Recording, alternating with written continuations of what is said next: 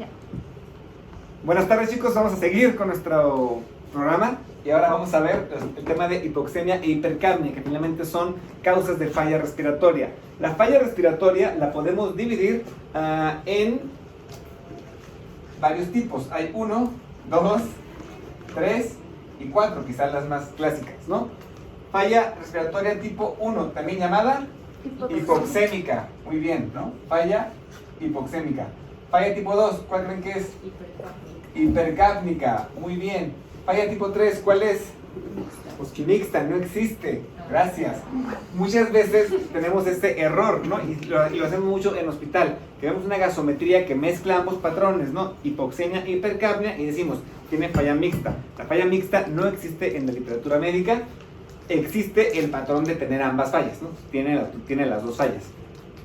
La tipo 3 es la, como dijo mi residente estrella, que es anestesiólogo, y por eso se la sumo, la postoperatoria, ¿ok?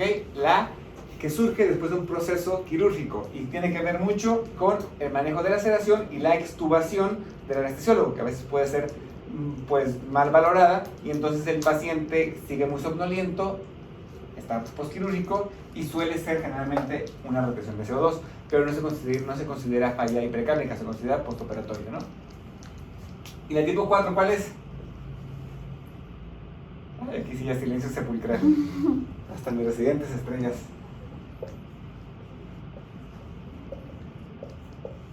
Asociada a estados de choque o de acidosis.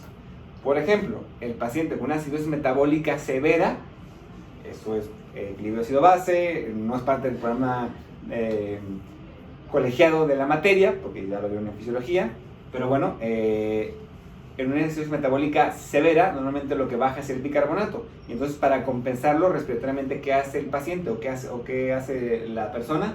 Empieza a hiperventilar para bajar el CO2 y poder equilibrar ese pH. Un paciente con una acidosis metabólica severa que esté hiperventilando por más de 2-3 horas, generalmente va a acabar en una falla respiratoria, ¿ok? Y puede tener el componente de hipercapnia o de hipoxemia, pero se dice que esa falla respiratoria es asociada a un estado metabólico, ¿no? Que fue la compensación de la acidosis, ¿no? Igual pasa en el estado de choque, ¿no? Que hablamos de la hipoperfusión, que puede haber incluso hiperoxemia en sangre, pero que no llegue el oxígeno a los tejidos y puede ser el paciente muy taquipneico y con una clínica de una falla respiratoria. Entonces, primer concepto, la falla respiratoria, el diagnóstico es clínico, no se basen ni en la saturación de oxígeno ni en la gasometría. Es una herramienta importante, la vamos a medir siempre, la vamos a tomar siempre, vamos a confirmar el diagnóstico, pero el diagnóstico es clínico, ¿no? Observo a mi paciente con datos de esfuerzo respiratorio, con taquipnea, con aleteo, con disociación, tiene falla respiratoria, ¿no? ¿Qué tan grave es la falla? ¿Qué maniobras tengo que hacer? A lo mejor sí ya me baso un poco más en la saturación, en la gasometría. Hipoxemia. ¿Se acuerdan ustedes de la unidad funcional que es el alveolo, ¿no? Esto lo hemos repetido muchas veces, ¿no? Entra el aire, este dibujo está más bonito que otro que se puesto, ¿no? Entra el aire, se realiza el intercambio en la membrana, ¿no? De oxígeno por CO2. Este proceso se le conoce como hematosis y es lo que necesitamos para poder oxigenar los tejidos. Una micrografía electrónica donde se ve más claramente el espacio alveolar lleno de los eritrocitos que van a transportar el oxígeno. Entonces, alteración del intercambio de gases, ¿no? Recuerden ustedes que la ventilación es un fenómeno fisiológico. Creo que no lo escuchamos y no lo revisamos. Está mal dicho que digamos, los mismos médicos caemos en eso de, está bien ventilado.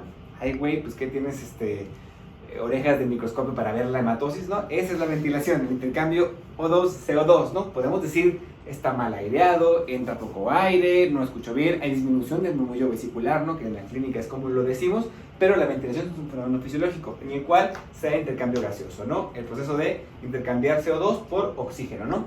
Por lo general, la oxigenación depende de lo que promueve el paso de oxígeno a los capilares y la remoción de dióxido de carbono depende del volumen minuto de la ventilación.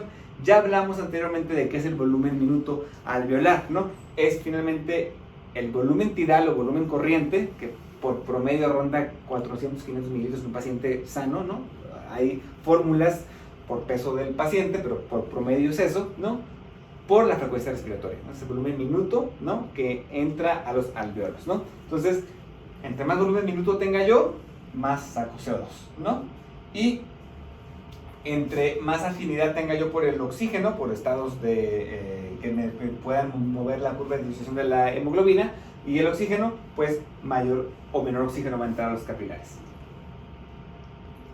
Hipoxemia se refiere a una reducción de oxígeno en la sangre. Dijimos que era la falla tipo 1, ¿no? Está considerada con niveles de presión arterial o parcial de oxígeno, medida una gasometría arterial, menores a 95 milímetros de mercurio a nivel del mar. Generalmente, si ustedes leen literatura médica convencional, ¿no?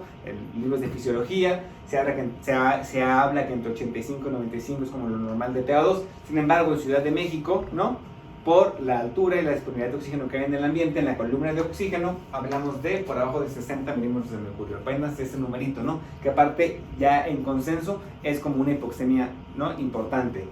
Yo tomo una gasometría y mi paciente y me reportan PaO2 menor a 60 milímetros de mercurio, está en hipoxemia del paciente. Resulta de menos disponibilidad de oxígeno en el ambiente, grandes alturas, por ejemplo, desorden del sistema respiratorio, desorden neurológico. Si yo empiezo a tener un problema central y me quedo muy dormido o no protejo bien mi vía aérea, puedo tener un problema respiratorio, aunque mis pulmones estén sanos, ¿no? Y o alteraciones en la circulación, ¿no? Lo que hablamos de los estados de choque. Los mecanismos de hipoxemia ya los conocen ustedes, ya tuvimos una clase presencial. Nuestra última clase presencial que tuvimos fue justamente mecanismos de hipoxemia, donde hablábamos de una hipoventilación, una alteración en la difusión de los gases, estados metabólicos o de choque que alteran cómo se difunde el oxígeno, alteración en la circulación, que podemos hacer, el clásico ejemplo es la autoembolia pulmonar, ¿no? Alteraciones en la ventilación, perfusión, que también tienen que ver con esto, y el prototipo de esta alteración es el cortocircuito, ¿no? Que ya hablamos de eso en otras clases, ¿no?